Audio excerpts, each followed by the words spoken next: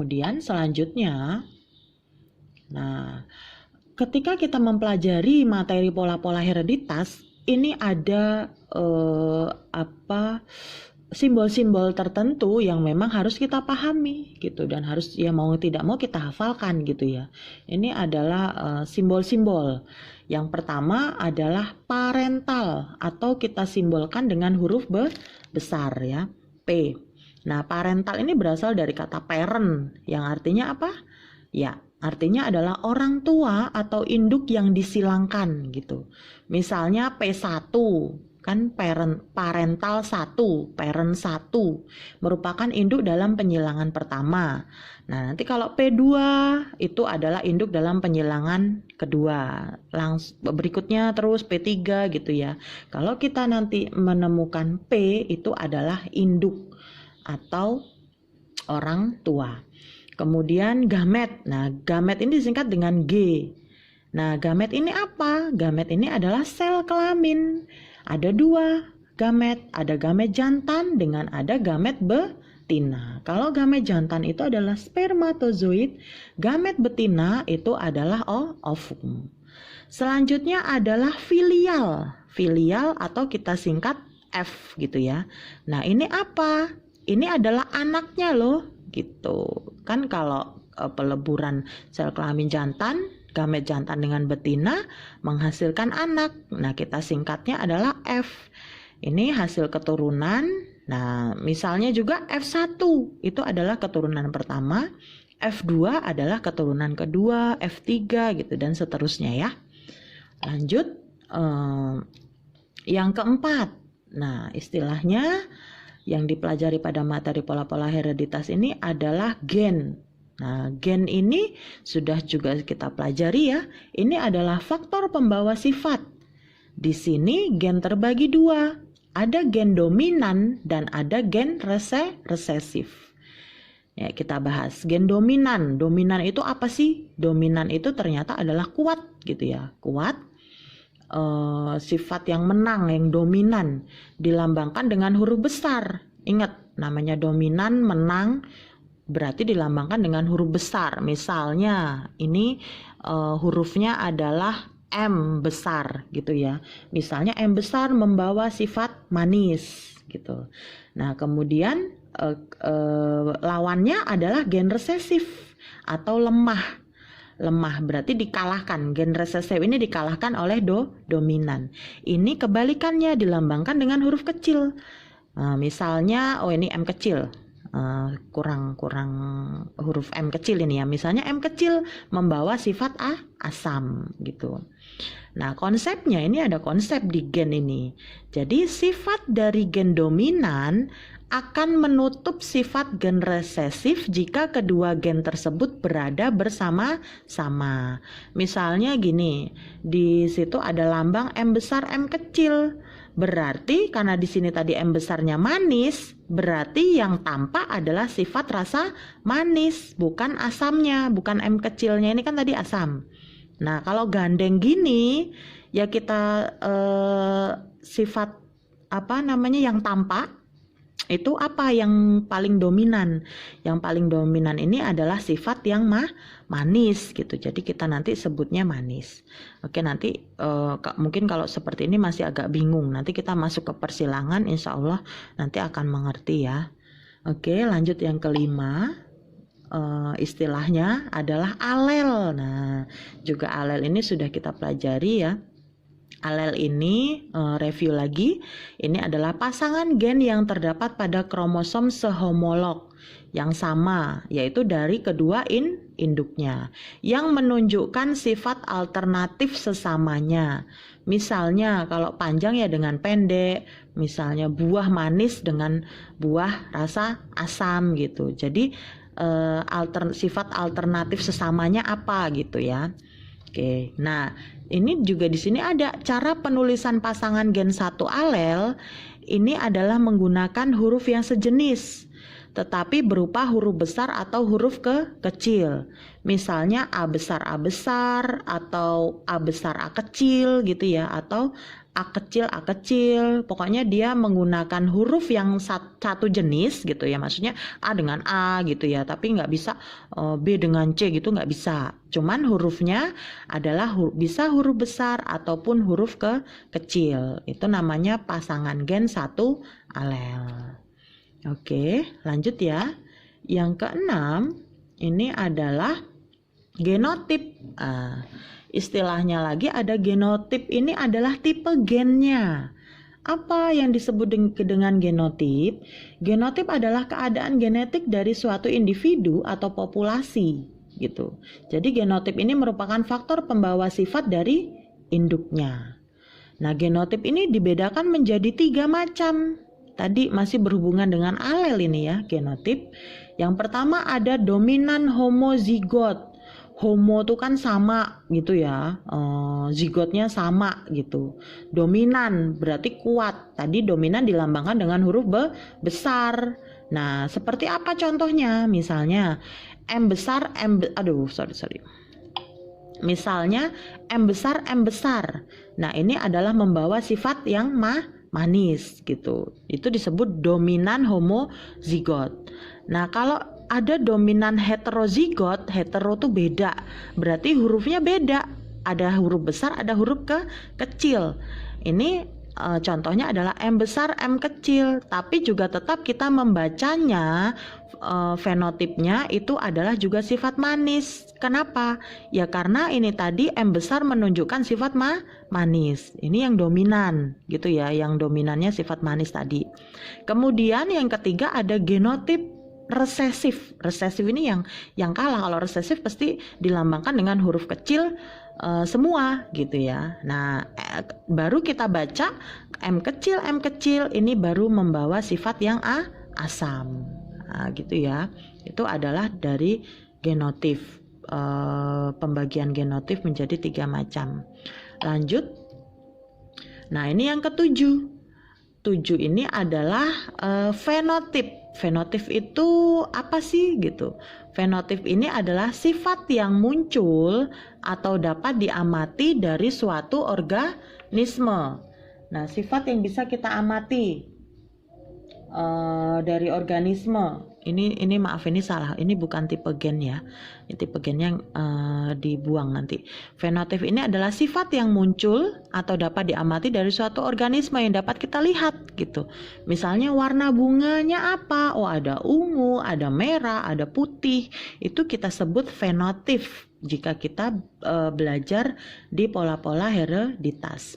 Kemudian bentuk biji, misalnya bentuk biji itu ada yang bulat, ada yang keriput gitu ya, ada yang halus misalnya, ada yang lonjong. Nah, itu kita sebut sebagai fenotip. Nah, rumus fenotip itu adalah gen plus lingkungan. Jadi tidak dapat dipisahkan dari lingkungan.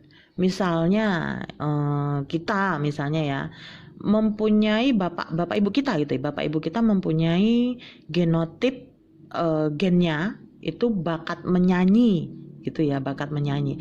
Tapi dia tidak akan bisa menjadi penyanyi yang baik jika tidak pernah berlatih gitu. Tetap lingkungan mempengaruhi gen ini, apakah dia berkembang seperti apa gitu ya. Jadi rumus fenotip, sifat yang tampak pada makhluk hidup itu adalah dipengaruhi oleh lingkungan.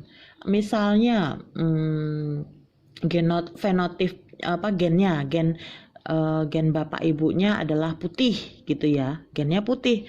Nah, anaknya kan putih juga, biasanya seperti itu. Tapi dia terus tinggal di lingkungan yang tropis gitu ya, yang suhunya panas gitu ya, lingkungan yang tropis ya, terus dia berjemur terus misalnya di pantai, di ini gitu ya, di luar ini. Nah, akhirnya dia juga nantinya fenotipnya apa? Fenotipnya juga dia bisa berkulit hitam. Tidak lagi fenotipnya tampak berkulit putih. Nah, ini adalah juga harus dipahami ya, bahwa fenotip sifat yang tampak pada makhluk hidup atau fenotip itu adalah perpaduan antara gen dengan lingkungan. Gitu ya. Oke, selanjutnya adalah hibrid. Nah, hibrid ini adalah perkawinan dua individu dengan tanda atau sifat yang berbeda. Nah, ini dibagi menjadi beberapa macam gitu ya. Misalnya kita sebut monohibrid. Monohibrid ini perkawinan dua individu dengan satu sifat beda. Misalnya mono ini kan satu ya. Nah, misalnya disilangkan tanaman ercis gitu ya, kacang ini ya, kacang kapri dengan bunga ungu dengan bunga putih. Jadi satu sifat saja yang beda, yaitu apa? Warna bunga. Warna bunga aja yang kita silangkan. Kita tidak melihat karakter lainnya gitu. Kita hanya akan menyilangkan warna bunga ungu dengan warna bunga putih. Lanjut, ketika kita bicara dihibrid, ini adalah dua. Jadi ini adalah dua sifat beda, perkawinan dengan dua sifat beda. Misalnya disilangkan ercis biji bulat dengan warna biji kuning. Jadi ada dua sifat di sini, yaitu bentuk biji dengan warna biji. Bentuk biji bulat warna biji kuning disilangkan dengan biji keriput dengan warna biji hijau. Kan ada dua sifat ya yang beda, yaitu bentuk biji dan warna biji. Atau contoh lainnya misalnya di hibrid apa ya? Misalnya kita silangkan ercis bunga ungu dengan biji bulat gitu ya. Nah, itu kan ada dua sifat beda, yaitu warna bunga dengan bentuk biji gitu. Trihibrid dengan menggunakan tiga sifat beda. Ya, tiga sifat beda yang kita silangkan. Apa? Misalnya kita pengen tahu gimana ya kalau bunga ungu, biji bulat, kemudian warna biji kuning disilangkan dengan bunga putih, biji keriput dengan warna biji hijau. Nah, itu kan kita menggunakan tiga sifat yang berbeda gitu ya. Oke, lanjut. Nah, jadi di dalam pola-pola hereditas tadi selain kita mempelajari simbol-simbol yang memang harus kita pahami, di sini ada hukum pewarisan sifat yang dikemukakan oleh Bapak genetika ya disebutnya. Jadi ketika kalian dengar nama Gregor Johann Mendel atau G.J. Mendel atau Mendel gitu ya, itu adalah disebut dengan Bapak genetika. Nah, genetika itu mulai berkembang setelah adanya tadi Mendel. Mendel ini seorang biarawan gitu ya, dari Austria. Itu dia eksperimennya adalah menyilangkan atau penyilangan atau hibridisasi kacang ercis gitu ya, menggunakan kacang ercis atau kacang kapri, atau bahasa latinnya adalah Pisum sativum gitu ya. Nah, ini bentuknya kurang lebih seperti ini. Kita juga suka makan kan. Nah, Bapak Mendel itu menggunakan kacang ercis itu dengan berbagai alasan gitu ya nih, karena dia mempunyai banyak varietas dengan pasangan sifatnya kontras gitu. Misalnya ada bunganya, ada yang bunga ungu dengan bunga putih gitu ya. Terus bentuk biji ercis tuh ada yang bulat, ada yang keriput, warna bijinya juga ada yang kuning, ada yang hijau, warna polongnya juga ada yang hijau, ada yang kuning gitu. Terus letak bunganya ada yang di ketiak batang, ada di ujung batang. Terus panjang batangnya juga ada di yang tinggi dengan pendek gitu ya. Nah, jadi Mendel menggunakan kacang kapri alasannya adalah seperti itu. Alasan lainnya adalah juga dapat melakukan penyerbukan sendiri atau autogami. Nah, terus yang ketiga adalah mudah dilakukan perkawinan silang. Jadi mudah sekali untuk dilakukan perkawinan silang. Kemudian juga dia cepat menghasilkan biji dan bisa menghasilkan banyak keturunan. Nah, ini gambar kacang kaprinya ya, atau Pisum sativum atau kacang ercis gitu. Nah, selanjutnya tadi kan kita bicara tentang hukum pewarisan sifat. Nah, ini ada hukum Mendel 1 dengan hukum Mendel 2. Nanti kita belajar di persilangan. Nah, pertama adalah hukum Mendel 1 atau disebut juga hukum segregasi. Ini harus kita pahami, harus kita ingat-ingat. Hukum segregasi ini pemisahan. Adalah suatu kaidah pemisahan pasangan alel secara bebas pada saat pembelahan meiosis dalam pembentukan gamet. Kemudian, segregasi ini disertai dengan penurunan jumlah kromosom diploid 2N menjadi haploid, gitu ya. Karena terjadi pada saat pembelahan meiosis, makanya terjadi penurunan jumlah kromosom. Ini adalah hukum Mendel 1. Nah, hukum Mendel 1 ini nanti dapat dibuktikan dengan penyilangan monohibrid. Nanti kita belajar ya. Monohibrid tadi. Mono 1, hibrid penyilangan. Satu apa? Satu sifat beda. Jadi penyilangan dengan satu sifat beda aja. Ya terserah nanti mau bunga, mau warna bunga atau bentuk biji. Yang penting satu sifat beda. Nah, ini tadi ya. Terus nah, ini contoh diagram penyilangannya. Nanti supaya lebih mudah nanti Ibu jelaskan melalui papan tulis saja ya. Ini adalah diagram penyilangan monohibrid. Nanti Ibu jelaskan lagi melalui papan tulis. Yang selanjutnya adalah hukum Mendel 2. Nah, hukum Mendel 2 ini disebutnya hukum asortasi. Kalau tadi adalah hukum segregasi, kalau ini adalah asortasi atau berpasangan. Berpasangannya secara bebas. Ini adalah suatu kaidah yang menyatakan bahwa setiap alel dapat berpasangan secara bebas dengan alel lainnya yang tidak sealel pada waktu pembentukan gamet. Nanti kita buktikan dengan penyilangan ya. Nah, penyilangannya ini nanti dapat dijelaskan dengan namanya penyilangan dihibrid.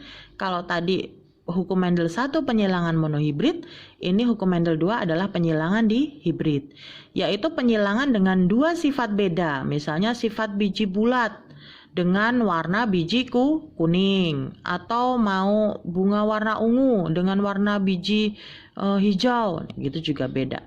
Bisa. Yang penting ada dua sifat berbeda.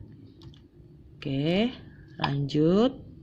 Nah, hukum Mendel 2 ini ternyata juga hanya dapat berlaku pada gen-gen yang letaknya berjauhan gitu. Jadi sehingga dapat memisah secara bebas.